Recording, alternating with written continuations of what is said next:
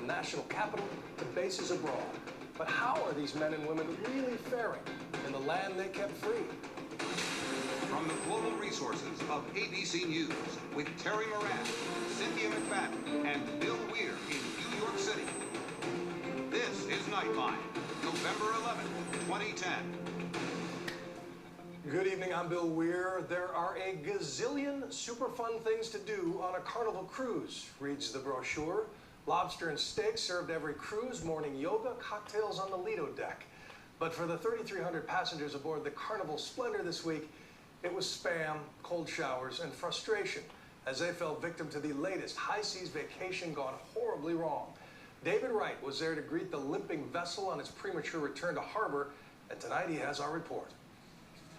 As dawn broke over San Diego Bay, 6 tiny tugboats nudged the giant ocean liners slowly through the channel. The passengers manned the rails like sailors during Fleet Week. It looked like a picture-perfect homecoming. At least it looked that way from a distance. Fun, lots of fun. On shore, there were hundreds of spectators ready to welcome the Carnival Splendor in, including Lissa Letts, who flew all the way from Kansas City to sell T-shirts. So you came here just to sell your T-shirts? I did. I'm a housewife out of Kansas City and saw it on the news and decided, well, they probably need a souvenir. These souvenir T-shirts read, "I survived the 2010 Carnival Cruise Spamcation." How much? $20. Profiting from tragedy. Yeah, I know. I feel like the ambulance chased them kind of, but it's a good souvenir. Cases of spam were among the 70,000 pounds of emergency supplies the U.S. Navy had to ferry out to the stricken cruise ship after a fire knocked out the Splendor's engines Monday morning. Also sent canned crab meat and Pop-Tarts. All right, look at these guys passing watermelons so that we can eat. Not exactly the typical fare on a Love Boat cruise to the Mexican Riviera, especially not on one of Carnival Cruise Line's newest and biggest ships.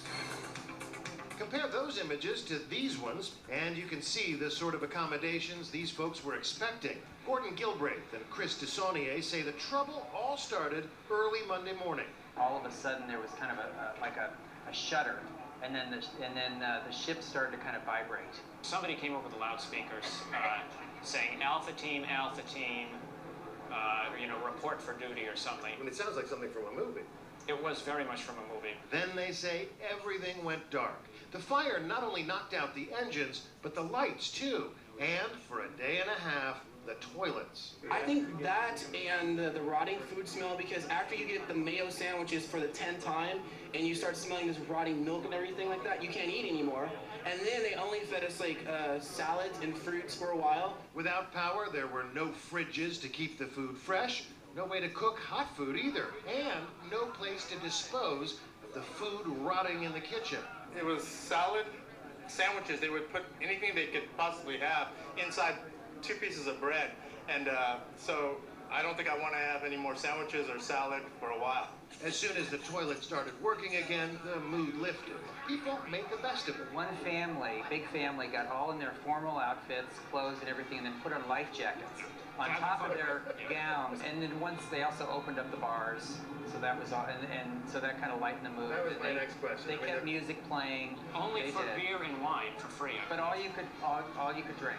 Newlyweds Joey and Stacy Noriega headed straight to the airport today, where Stacy's dad met them with a basket of treats. Way to go, you guys are survivors. The couple were married last Saturday in San Luis Obispo. The Carnival Splendor was supposed to be their honeymoon. Today they couldn't wait to get home. People tend to think that an endless buffet and an open bar make these vessels hotels on the high seas.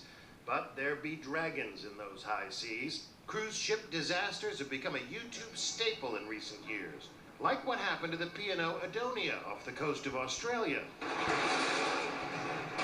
Or here, as passengers are given a rough reminder they're not on terra firma anymore. The swells are 30 feet coming in. Former senior Carnival Cruise Line officer Jay Herring shot this YouTube video as he suffered through a 24-hour hurricane. There's some big spray that all goes over our heads. So we're in the crew bar right now. It is a river in here. And the Carnival Splendor has had its own issues in the past, like the swimming pool on another stormy night. We just begged hard right. This YouTube video was taken on board the Splendor last year after what was called a near collision with a fishing boat. All the dishes fell off of shelves and the pool overflowed. Now we know why there's drains before the elevators. Even fires, like the one that disabled the Carnival Splendor, have happened before. This one on the cruise ship Deutschland 5 months ago. In fact, there have been at least 10 fires on cruise ships in the past 3 years, including 6 deaths. And if it's not fire, stormy weather, rogue waves, or high seas, with so many people on board, a nasty stomach bug can sometimes ruin an otherwise dream vacation. The thousands of passengers on the Carnival Splendor are lucky they don't have worse things to complain of. Authorities will now conduct an investigation on what caused the engine fire. The lead agency will be the Panamanian government, because that's where the Splendor is flagged. I'm sure the cruise ship, as a responsible operator, will make any adjustments that they need.